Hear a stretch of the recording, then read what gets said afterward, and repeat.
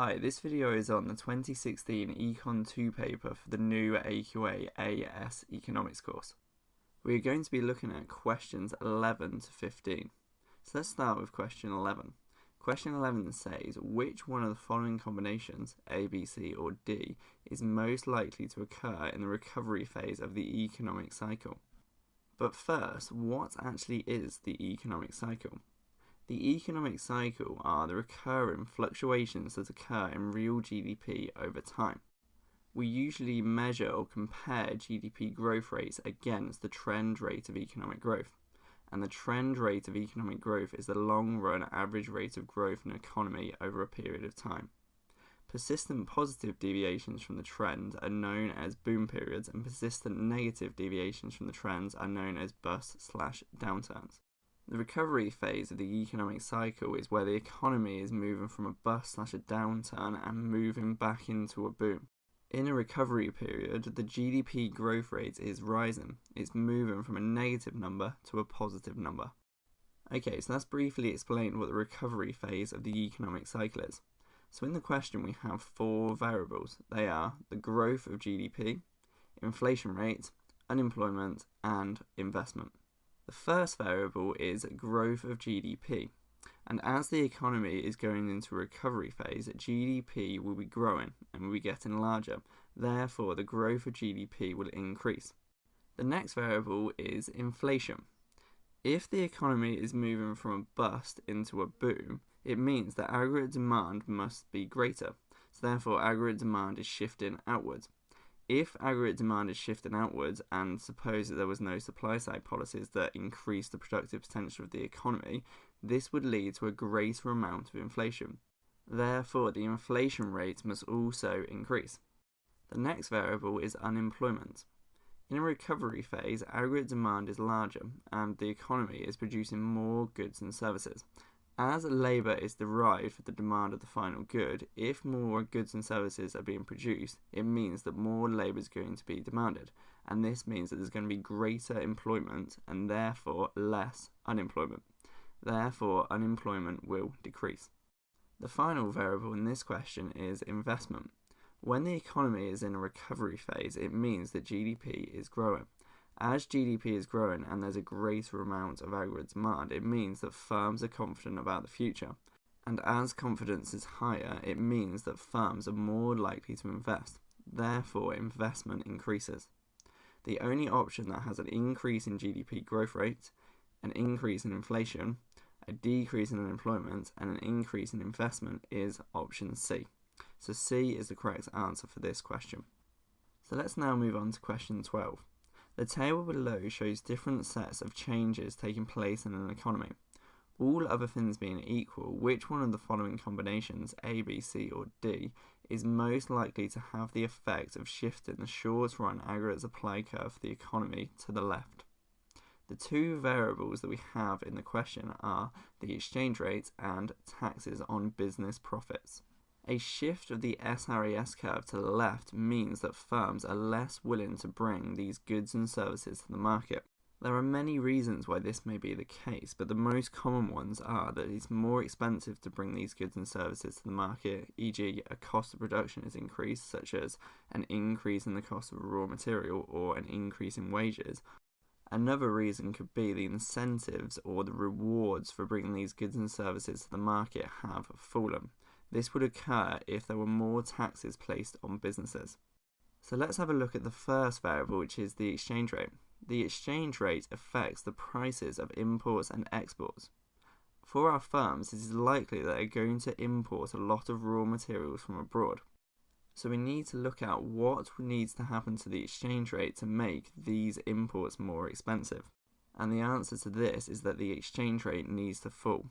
This is because if the exchange rate falls, it means that you need to give out more pounds in order to purchase the same amount of currency that you needed to purchase for these imports, thus making raw materials more expensive, and this shifts the SRAS curve to the left. The next variable is taxes on business profits, and taxes on business profits change the incentives for firms to enter into the market and provide goods and services. If taxes on business profits increase, it decreases the incentive to bring these goods and services to the market, and this causes the short-run aggregate supply curve to shift inwards. Therefore, the answer for this question is A, because the exchange rate needs to fall and taxes on business profits need to rise. This brings us on to question 13. The current account of the balance of payments is in surplus. However, there are deficits on the balance of trade in goods and the balance of trade in services. It can be concluded that ... But first, what actually makes up the current account of the balance of payment? The current account of the balance of payment is made up of 4 different areas. The first one is trade in goods, and these are imports, exports of goods that are either finished or semi-finished. The second component is trade in services, and these are any traded service such as a financial service, a consultancy, or tourism. The third component is primary income, and this is income from investment and employment abroad. And the last one is secondary income, and these are transfers. These are gifts between countries such as donations to charities abroad or overseas aid. In the question, we are told that there are deficits at the balance of trade in goods and the balance of trade in services. A deficit means that we're importing more of these goods and services than we're exporting. We are also told in the question that the current account of the balance of payments is in surplus, and this means that the overall figure of the sum of the 4 components is positive. Therefore, the combined value of the primary and secondary income must be positive and greater than the deficits in the trade in goods and the trade in services. Thus, the answer for this question is C. So let's move on to question 14. Which one of the following is an example of contractionary fiscal policy? Fiscal policy is all to do with what the government does, so the government can either tax or spend. Contractionary fiscal policy is when the government takes demand out of the economy, and they can do this by increasing taxation or decreasing government expenditure. If the government was to carry out either of these policies, it would improve the government's budget. It would either move the budget from a deficit to a surplus, or increase the surplus, or decrease the size of the deficit.